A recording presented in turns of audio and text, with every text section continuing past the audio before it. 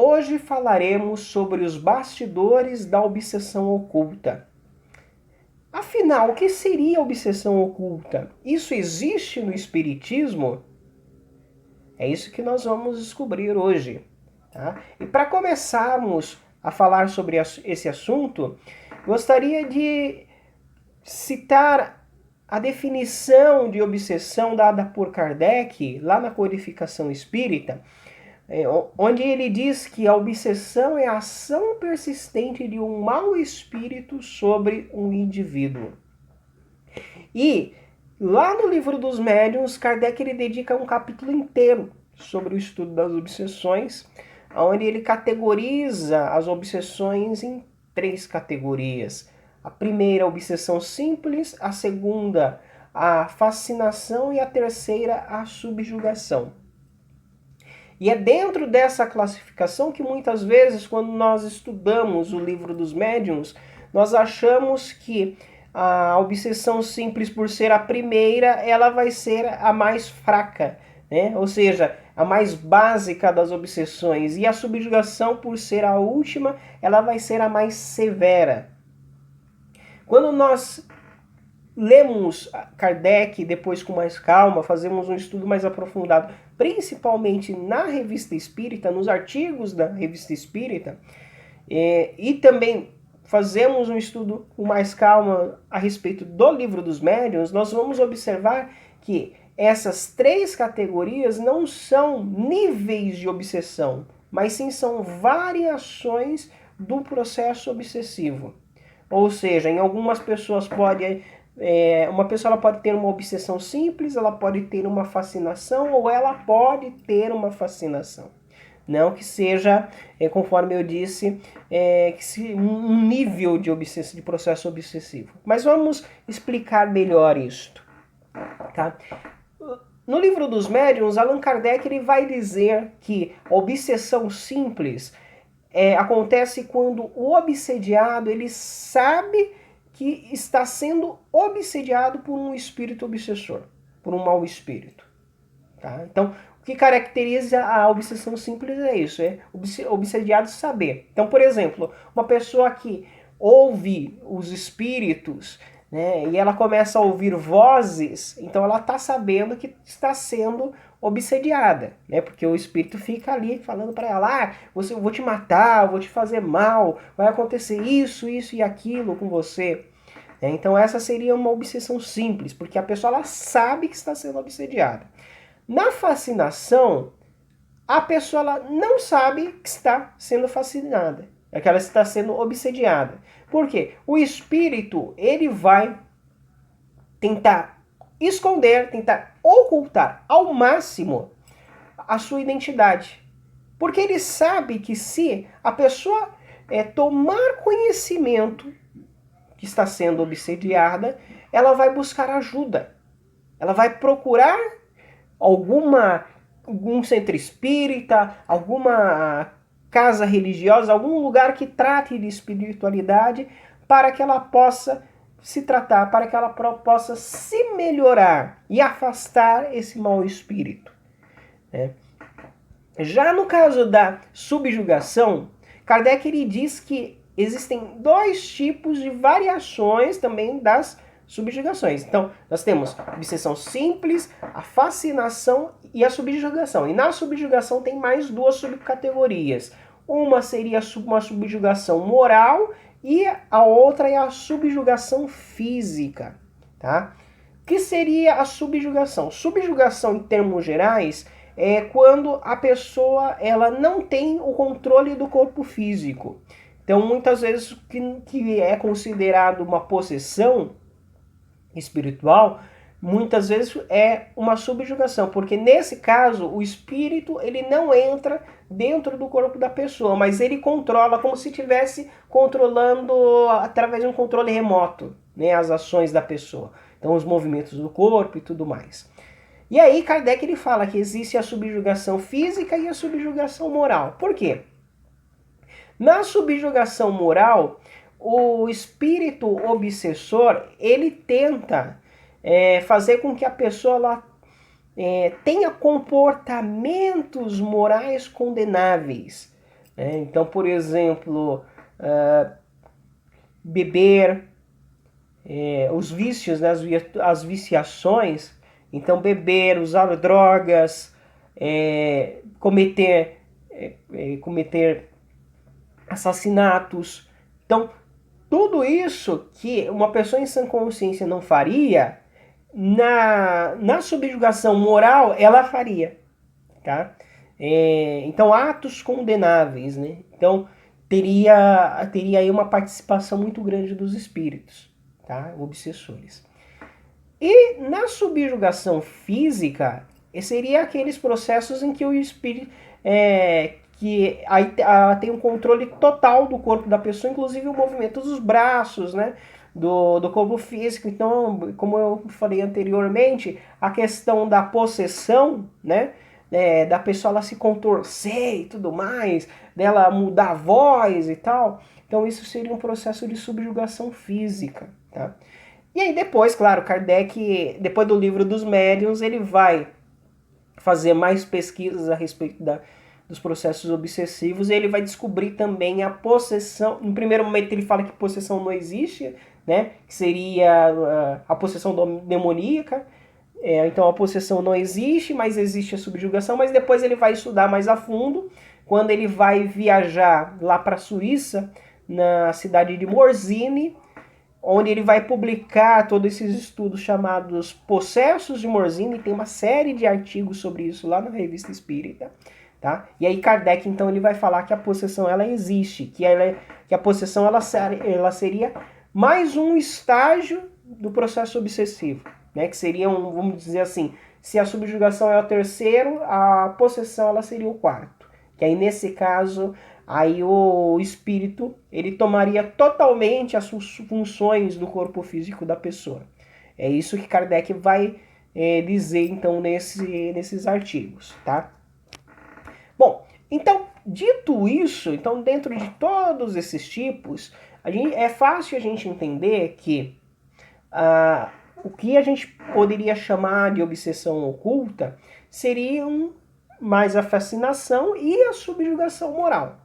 Né? Não tanto a subjugação física, porque imagine o seguinte, se você vê um amigo, um parente que esteja sofrendo um tipo de obsessão nesse nível, o que você vai fazer? Você vai buscar ajuda para ele, né? Então, quer dizer, o espírito, ali a intenção de se ocultar, né, do espírito obsessor, de se esconder, né, do obsediado, ela cai por terra, porque, claro, aí não seria o obsediado indo buscar ajuda, mas alguém que conhece o obsediado, né, que convive com ele, que vai buscar essa ajuda espiritual. Tá? Então, por que os espíritos, eles investem muito nesse processo de obsessão oculta e por que eu trouxe esse tema para a gente conversar? Porque é o seguinte, para os espíritos desencarnados, em especial para os espíritos obsessores, é muito cômodo para eles, que estão numa condição de invisibilidade para a maioria das pessoas, eles utilizarem esses mecanismos, né? Esses mecanismos de sugestão de pensamentos, né? De intuição, de maus pensamentos. É muito cômodo para eles do que eles agirem fisicamente, conforme eu disse anteriormente. Senão, o que acontece? Quando a gente sabe que nós estamos obsediados, nós vamos procurar ajuda, certo? Então, quanto mais as pessoas, mais nós não tomarmos conhecimento, tomarmos ciência de que estamos passando por um processo obsessivo, é mais cômodo para eles, porque eles estão ali invisíveis, né? Eles estão ali fazendo o processo, então eles estão ali obsediando, e tá tudo certo. Então eles conseguem manter por um longo período de tempo o obsediado ali sob seu domínio. Então é muito mais interessante, daí porque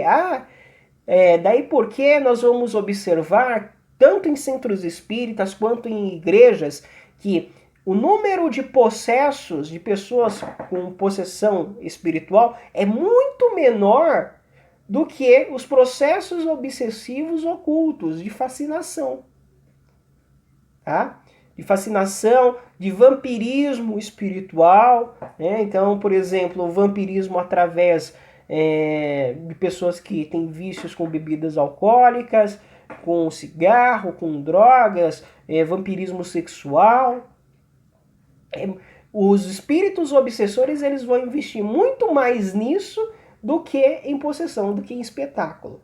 Tá? Porque os espíritos que trabalham nessa parte de possessão, eles fazem isso para amedrontar. Mas ao mesmo tempo que eles fazem para amedrontar, eles estão fazendo um tiro no pé, porque estão fazendo uma propaganda, né? Olha a gente aqui causando mal. Então para eles não é interessante. Tá? Então, a maior parte dos processos obsessivos vão ser esses ocultos. Tá? E aí, a coisa ela vai tomando forma como... Ela vai ganhando forma e o buraco é muito mais embaixo conforme nós vamos estudando a doutrina espírita. Por quê? Lá no Livro dos Espíritos é dito que os espíritos no plano espiritual eles se organizam em comunidades conforme as suas afinidades. Então os bons espíritos se juntam com os bons espíritos, né? E os maus espíritos com os maus espíritos. Então, sendo assim, conforme a gente vai lendo também em muitas obras de psicografia, né, como as obras do André Luiz, como Nosso Lar, e aí depois o livro Libertação, enfim, toda a série André Luiz, fica aí uma dica de leitura. Nós vamos observar nessas obras, que são os romances, muitos relatos, né, de organizações das trevas, ou seja, lá no umbral, os maus espíritos, eles montando organizações, né, para inclusive melhorar os métodos de obsessão. Ou seja, a ideia, nesse caso dessas organizações, não é a obsessão de indivíduo para indivíduo, ou seja, aquele obsessor clássico que nós conhecemos, né? Então, de repente, alguém que a gente fez mal na vida anterior e hoje nós estamos encarnados e esse espírito que nós fizemos mal tá buscando em vingança. Não, aí nesse caso que nós estamos falando das organizações, são espíritos voltados unicamente para o mal, aonde eles, através dessas organizações, eles fazem todo um estudo para fazer influência em massa, influenciar pessoas, mas não só uma, mas milhares ao mesmo tempo. Então, partindo desse princípio e daquilo que a gente estuda no livro dos Espíritos, que diz que os espíritos influenciam os nossos pensamentos e as nossas ações, até muito mais do que sabemos. Tá? Então, com base nisso, existem essas organizações que eles fazem todo um planejamento, né, de influenciação em massa. Então, por exemplo, eles não vão atacar diretamente o obsediado, mas eles vão utilizar outras formas. Quais? Por exemplo, através da mídia, né? Então influenciando pessoas que são influenciadores no mundo físico. Então, artistas, políticos, né? Até porque essas duas categorias, principalmente, eles têm uma influência muito grande na vida das pessoas. Os artistas, porque dependendo da música que se faz, as letras da música ela pode ter um apelo sexual. Se nós pararmos para ouvir as letras das músicas, muitas músicas que estão aí na mídia, observem que muitas delas, além do apelo sexual, também faz apelo à traição, à vingança, né? Enfim, muitas coisas que em sã consciência nós não faríamos, nessas músicas existe essa influência. Então nós temos que tomar muito cuidado com isso. Tá? Na mídia, então, programas de TV também que incentivam Será que não tem uma participação dos espíritos? Claro que tem. Então, isso nós precisamos ter muito cuidado. Aquela propaganda, né, que traz uma conotação de que para você estar bem você precisa beber, você precisa, né, fumar, porque se você não fizer isso você não vai ser atraente, né, e tal, você não vai estar feliz. Tudo isso, olha só como que eles vão trabalhando. Leis que vão sendo criadas, né, políticos que vão sendo influenciados a negligenciar o cuidado com a população, né? A população precisando de educação, de saúde e de segurança, e os políticos nem aí. Então tudo isso, tá? Então tudo isso é um tipo de obsessão, é uma obsessão oculta. Por quê? Como que a gente traz à tona isso? Só tem um jeito. É através da doutrina espírita. Então Kardec ele vai dizer que o espiritismo ele pode auxiliar muito justamente nesse processo de combate à obsessão. Porque ele levanta o véu. Conhecimento da doutrina espírita, ele levanta o véu e mostra a ação desses espíritos.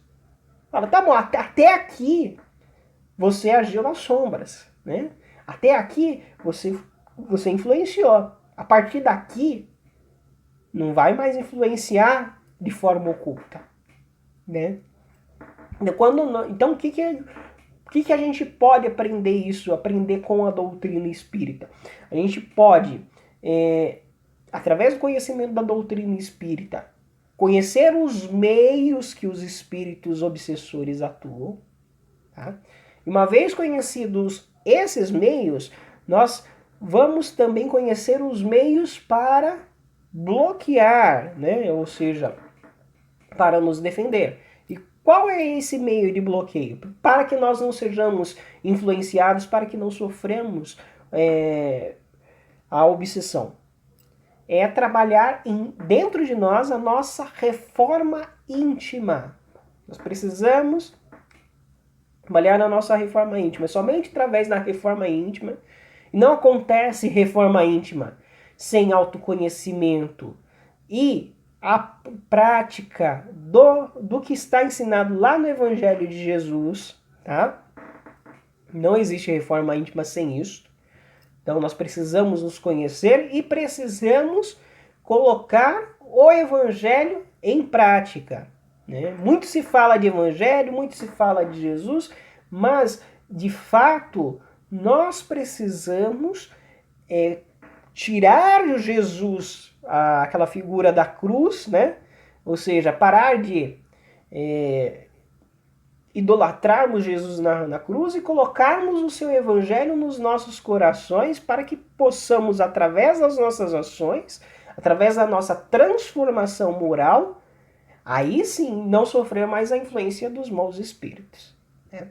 Então, daí essa importância da reforma íntima. Então, é isso. É o conhecimento, né, de como os espíritos agem e trabalhar dentro de nós, extirpar todos os nossos defeitos, né, trabalhar todos os nossos defeitos, transformá-los em virtudes, é que nós vamos conseguir não ser influenciados pelos maus espíritos. Né? E isso, daí é porque também muitas vezes o espiritismo ele é perseguido. Né?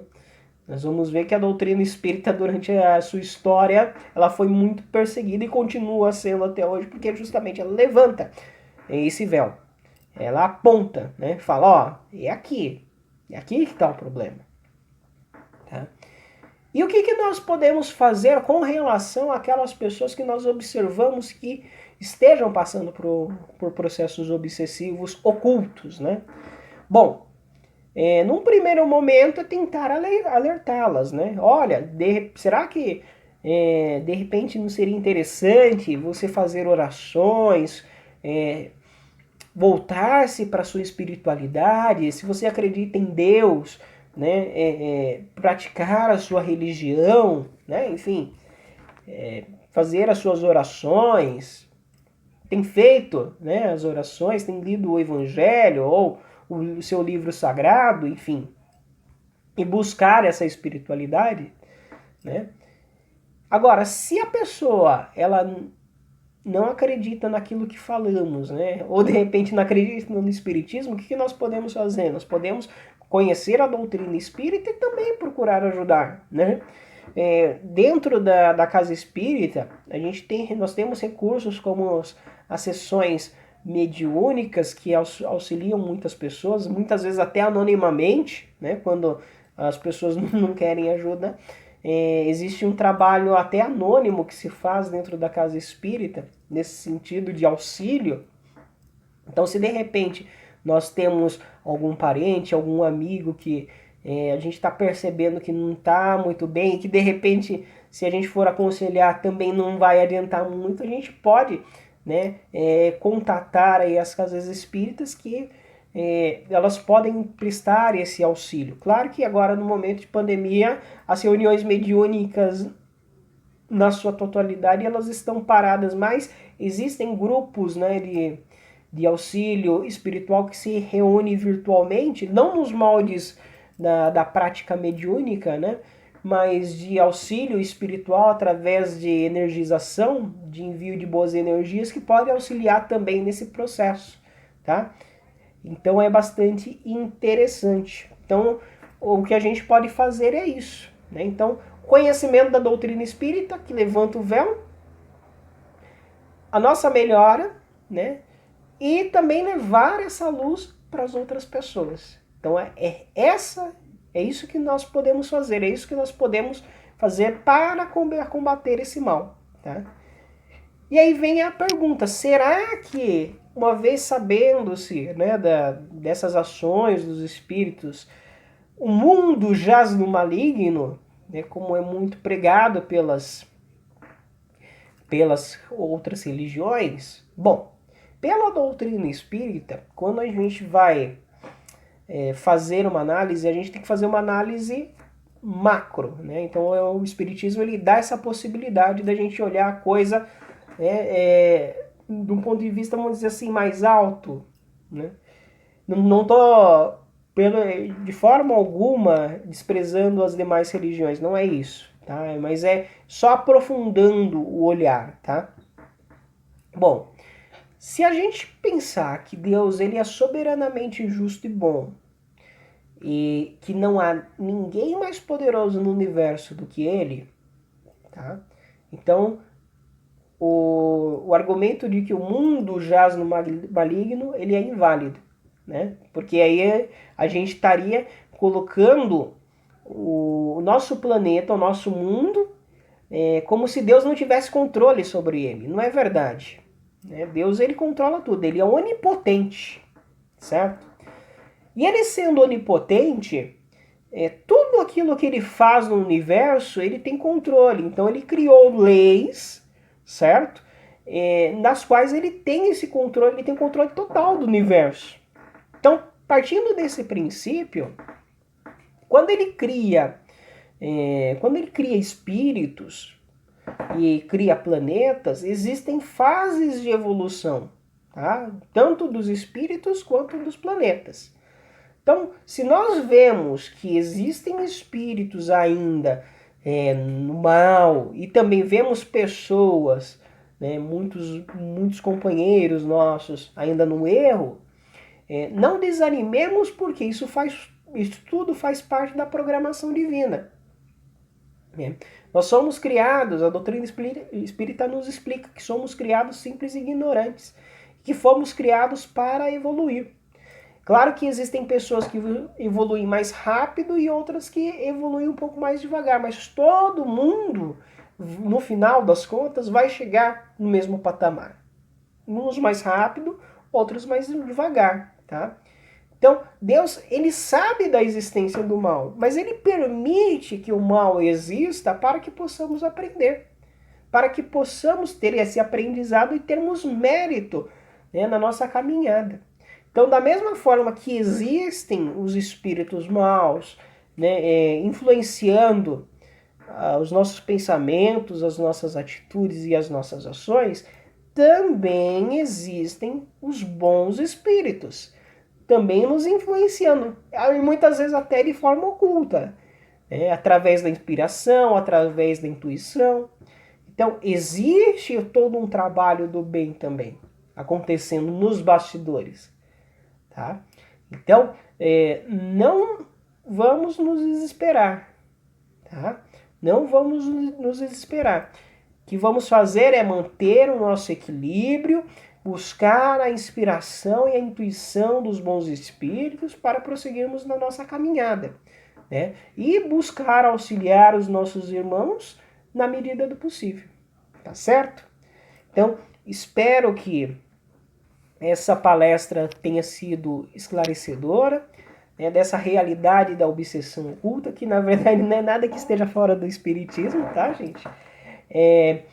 E que possamos, através do conhecimento da doutrina espírita, do entendimento e também da prática do Evangelho de Jesus, poder melhorar um pouquinho mais o nosso mundo, tá? Cada um fazendo a sua parte. Muita paz a todos.